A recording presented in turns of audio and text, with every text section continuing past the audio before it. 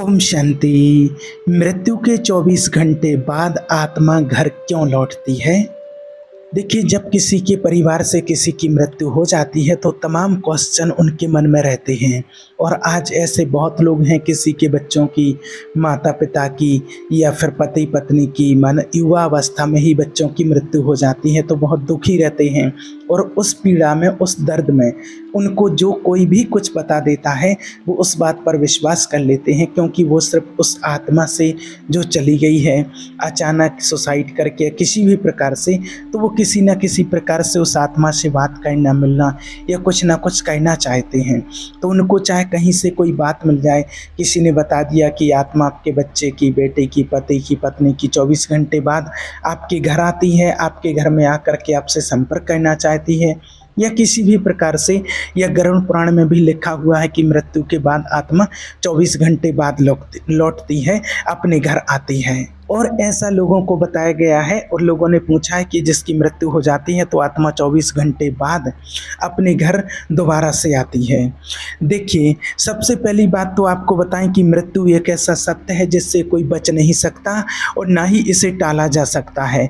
जब किसी की मृत्यु होती है तो उसकी आत्मा भौतिक शरीर से निकलकर और सूक्ष्म शरीर से निकल कर के उस स्थान पर कुछ समय तक घूमती रहती है जहां उसने अपने जीवन में अंतिम समय बिताया हो, जहां उसकी आत्मा ने शरीर को त्यागा है, क्योंकि वो अपने सांसारिक मोह माया में उलझा रहता है। और उस आत्मा को ये आभास ही नहीं हो पाता है, जिसका शरीर छूटता है, जिसकी मृत्यु होती है, सबसे पहले तो उसको इस चीज़ का भी आभास नहीं हो पाता है कि उसकी मृत्यु हो गई है। आत्मा को अपने प्रियजनों का मोह सताने लगता है, उसके परिजन उसको मन को आकर्षित करते रहते हैं। और सबसे बड़ी बात तो ये है कि जो आत्मा माना जो शरीर को त्याग चुकी है, जिस व्यक्ति की मृत्यु हो चुकी है, और वो फिर से उसी शरीर में प्रवेश करने की कोशिश करती है, वो आत्मा फिर से प्रवेश करने की, बार बार अपने शरीर में प्रवेश करने की कोशिश करता, पर उसे ये आभास नहीं होता है कि उसने संसार को त्याग दिया है। और उसको इस संसार को त्यागना बहुत कष्टदायक होता है। फिर एंजल्स आते हैं उस आत्मा को संकेत देने के लिए, गाइड बन करके आते हैं, जिसको लोग यमलोक कहते हैं, यमदूत कहते हैं, लेकिन वास्तव में वो एंजल्स होते हैं। उसको उस आत्मा के अपने कर्मों का ज्ञान कराने के लिए, जो आत्मा इतना मोह में बंधी होती है, फंसी होती है कि वो वहीं चक्कर काटती रहती है, उस आत्मा को फिर एंजल्स संकेत देने के लिए आते हैं, गाइड करने के लिए। और उनको उनके कर्मों का ज्ञान कराया जाता है, उस आत्मा के कर्मों का ज्ञान कराया जाता है, जिसके लिए कहा जाता है कि चित्रगुप्त के पास लेखा जोखा होता है, वो एंजल्स सारी घटना उनको बताते हैं।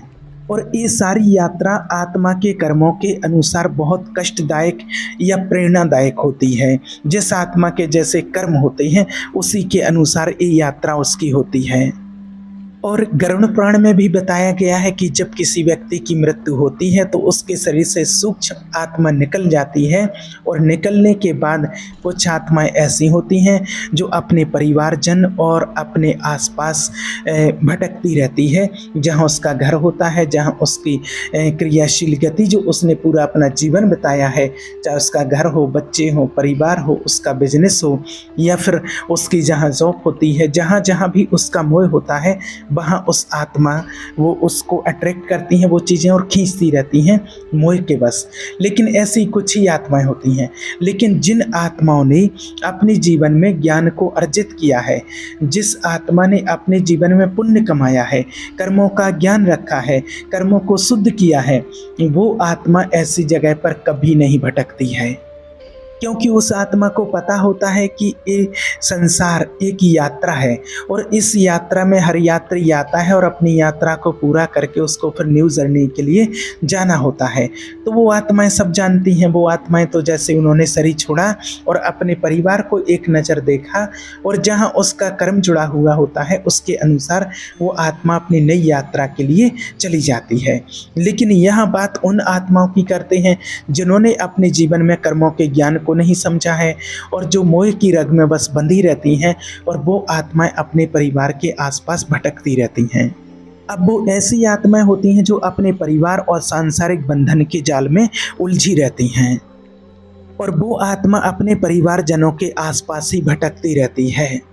और कहा जाता है कि ऐसी आत्मा तभी मुक्त होती है जब परिवार वाले उस आत्मा को अपने मोह से मुक्त करते हैं, तभी वो अपनी नई यात्रा के लिए प्रस्थान करती है।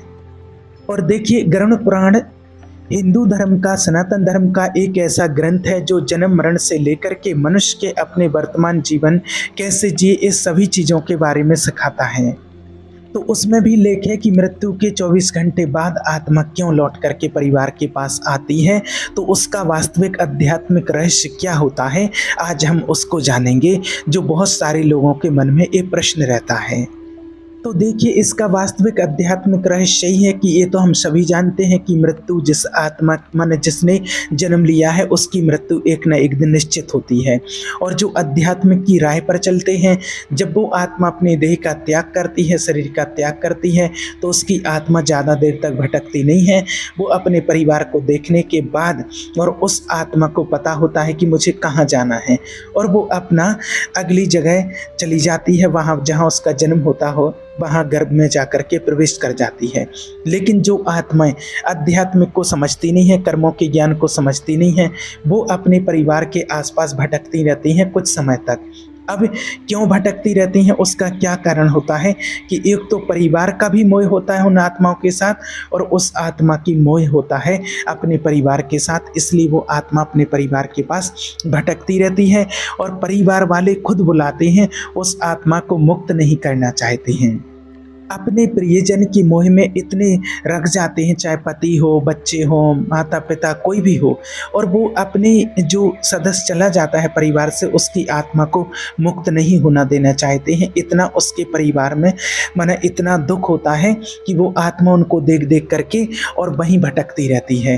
अब क्या होता है कि जो आत्मा है, जैसे मान लीजिए कोई राजा है या कोई भी व्यक्ति है, तो जैसे उसकी पत्नी रो रही है, विलाप कर रही है, तो वो आत्मा उसकी पत्नी के पास आती है और उसके सिर पर हाथ रखने की कोशिश करती है कि प्रिय, मैं तुम्हारे ही पास तो हूँ, तुम इतना क्यों विलाप कर रही हो। कोई बच्चा होता है तो वो आत्मा बच्चे के पास जाती है और उसको समझाती है कि मैं तुम्हारे ही पास तो हूँ।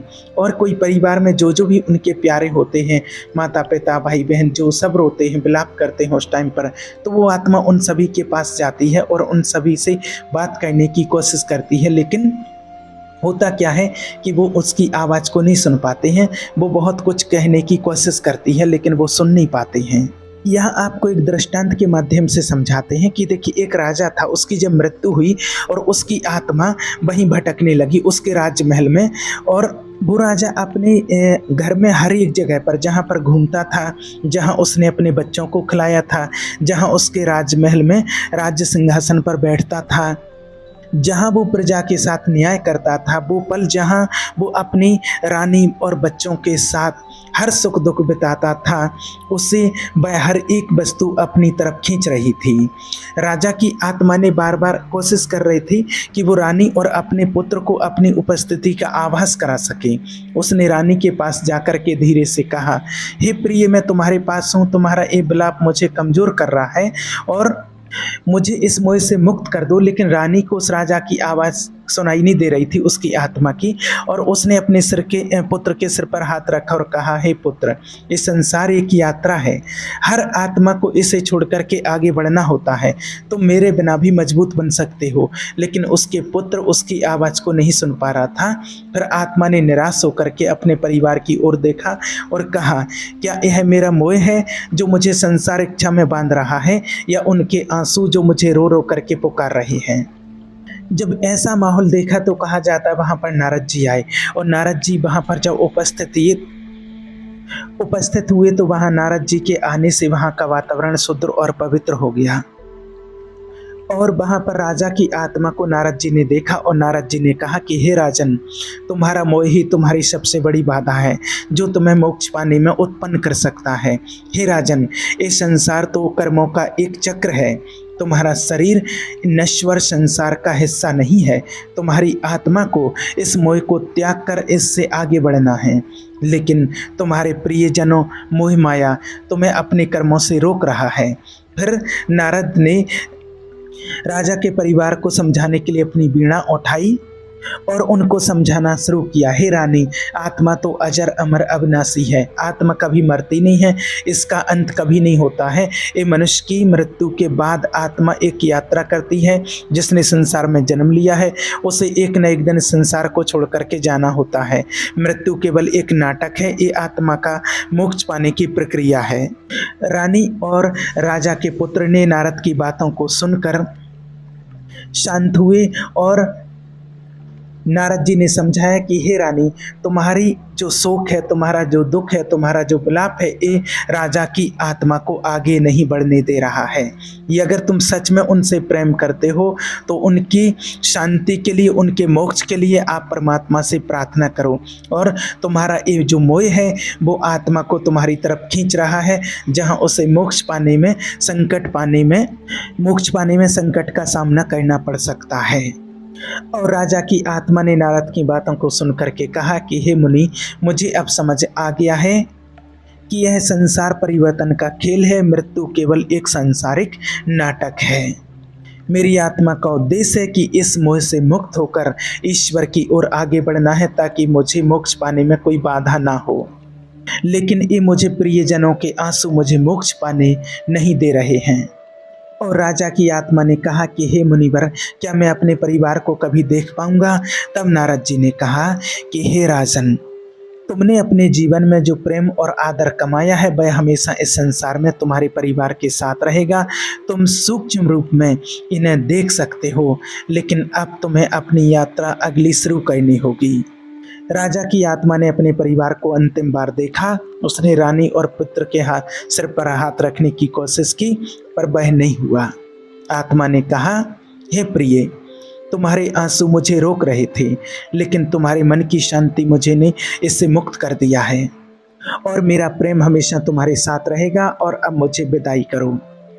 रानी ने कहा कि हे स्वामी, मैं अब समझ चुकी हूँ कि संसार एक केवल अस्थायी पड़ाव है, ये परिवर्तन का चक्र है। मैं आपको रोकूंगी नहीं, मैं आपकी आत्मा की शांति के लिए ईश्वर से प्रार्थना करूंगी। फिर नारद ने कहा कि हे आत्मन, अब तुम इस संसार के भौतिक मोह को त्याग करके अपनी यात्रा के लिए प्रस्थान करो। तुम अब अपने परिवार के मोह का त्याग करो। अब आत्मा नारद जी की बातों को सुन करके कहती है कि मुझे आपकी बातों का ज्ञान प्राप्त हुआ। अब मैं इस संसार के बंधन से मुक्त होकर के अपने कर्मों का फल भोगने के लिए आगे बढ़ती हूँ। तो वास्तव में ये प्रक्रिया, एक गति सभी आत्माओं के साथ होती है। हम जो परिवार में कोई भी व्यक्ति चला जाता है तो हम आंसू बहाते रहते हैं, उसको रोकते रहते हैं, हमारे आंसू उसको और पीड़ा देते हैं और उस आत्मा को आगे बढ़ने में और विघ्न डालते हैं। वो आत्मा मोह के बंधन में फंसी रहती है और आगे नहीं बढ़ पाती है। वो आगे जो उसकी यात्रा है, उस यात्रा में उसको बहुत विघ्न होते हैं। इसलिए आप सभी को बार बार कहते हैं कि देखिए, संसार एक चक्र है और यहाँ जिसने जन्म लिया है उसको जाना ही पड़ता है। तो अपने परिवार से जब कोई जाता है तो इसको इतना मोह में ना बांध लो कि उस आत्मा को अपनी आगे की यात्रा में बहुत कठिनाई हो। उसको मोह में ना फंसाओ, उस आत्मा को मोह से मुक्त कर दो। और अगर वास्तव में आप सच्चा प्रेम करते हो तो ईश्वर से आप प्रार्थना कीजिए कि उस आत्मा को शांति मिले, उस आत्मा को मोक्ष की प्राप्ति हो। वो अपने कर्मों के अनुसार नई यात्रा के लिए वो आत्मा प्रस्थान करे और उस आत्मा का अगले अच्छा जो जन्म हो बहुत अच्छा हो, और जिस परिवार में उसका जन्म हो उस परिवार में उसको सपोर्ट करने वाले सभी सदस्य मिलें। वो आत्मा भी जहाँ भी हो उस आत्मा को शांति मिले।